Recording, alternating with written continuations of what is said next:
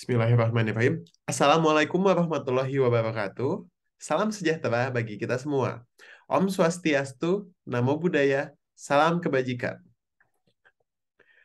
Hadirin para juri dan para penonton sekalian, kami akan mempresentasikan tentang bisnis plan produk kami, yaitu U-Plastic. Seperti namanya, UP adalah Umbi Porang as Biodegradable Bioplastic. Next. Berikut adalah tim kami yang terdiri dari 4 orang, yaitu ada Dwi Hadi Nugraha, Gilang Mahendra Pratama, Firzana Aisyah, dan Rosdiana Angelina. Next.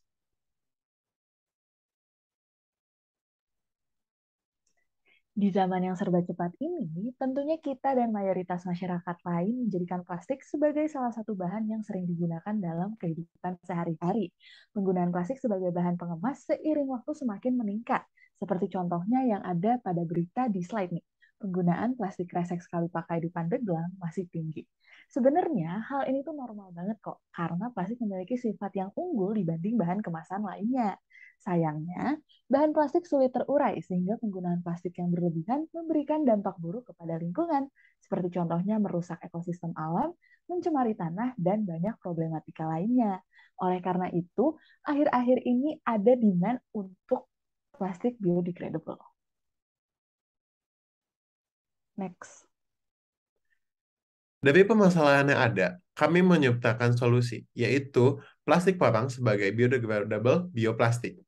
Plastik ini lebih mudah terurai sehingga tidak merusak ekosistem lingkungan sekitarnya.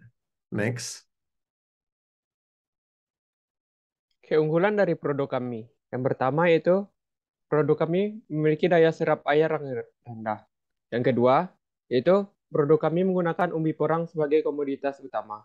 Sehingga kami pun ikut dalam mendukung pertanian. Yang ketiga, produk kami merupakan produk yang cepat terurai dan ramah lingkungan. Next. Oke, tapi mengapa lebih kurang? Kami melihat adanya 3 market opportunity yang besar dari komersialisasi produk kami. Yang pertama adalah melimpahnya program dukungan pemerintah dalam pembudidayaan porang sekaligus produk turunannya, baik dari segi finansial maupun material, seperti program dukungan IKF porang oleh Kemenperin maupun kebijakan proteksionis porang yang dicanangkan oleh KLHK. Kedua adalah tingginya aktivitas ekonomi dari bisnis mikro dan UMKM di daerah Banten, Pandeglang, yang merupakan target pasar utama kami. Dengan sektor terbesar merupakan kuliner yang notabene membutuhkan kemasan plastik. Selain kuliner nih, Pandeglang sendiri merupakan salah satu produsen porang strategis di Indonesia yang juga menjadi faktor yang ketiga kami, yaitu kedekatan target pasarnya plastik dengan produsennya sehingga mengurangi kendala logistik. Nah, setelah produk ini berhasil dibuat, nantinya akan ada 3 cara promosi nih. Yang pertama ada person to person. Jadi untuk mengenalkan produk ke populasi potensi pasar, maka pendekatannya ini secara langsung dengan calon buyer penting. Kemudian yang kedua, ini ada social media marketing. Di abad ke-21 ini, siapa sih yang nggak punya social media kan? Oleh karenanya, penting untuk membuat akun media sosial untuk menumbuhkan brand awareness di kalangan publik, serta sebagai sarana pembagian informasi. Kemudian yang ketiga, ini ada exhibition atau pameran dan marketplace. Nah, pameran dan media pasar dapat menjadi peluang besar untuk bertemu dengan investor potensial maupun mitra-mitra strategis baik dari sektor publik maupun swasta. Next.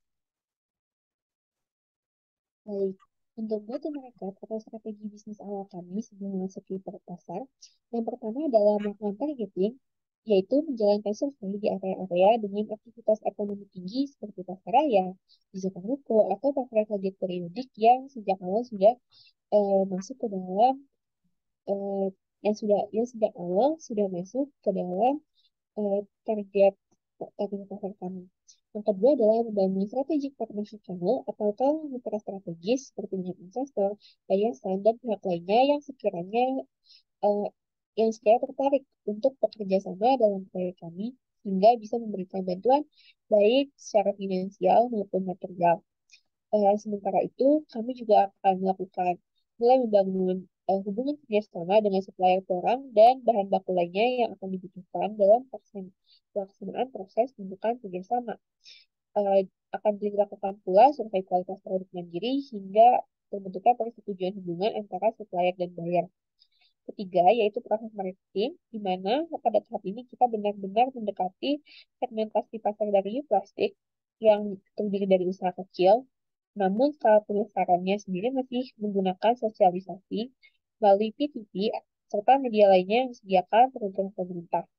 Dan terakhir, yaitu customer retention, yaitu karena kami memiliki model bisnis yang menekankan hubungan supplier bayar jangka panjang, kami sendiri tidak akan menggunakan strategi customer retention pada umumnya seperti eceran, namun lebih ke mempertahankan trust antara uh, supplier, buyer, dan membentuk ekosistem itu sendiri.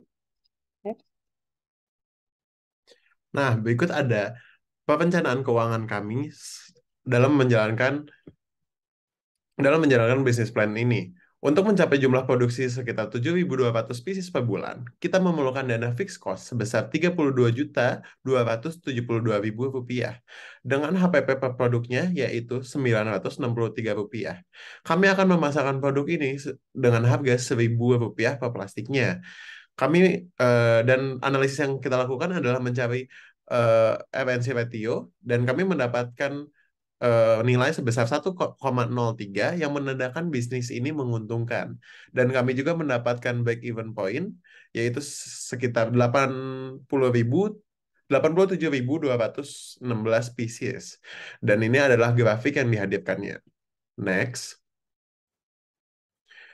Bagaimana cara menghubungi kami? Anda bisa menghubungi kami di nomor WhatsApp yang tertera dan ID line yang tertera pada presentasi. Sekian presentasi dari kami. Mohon maaf apabila ada salah kata. Terima kasih.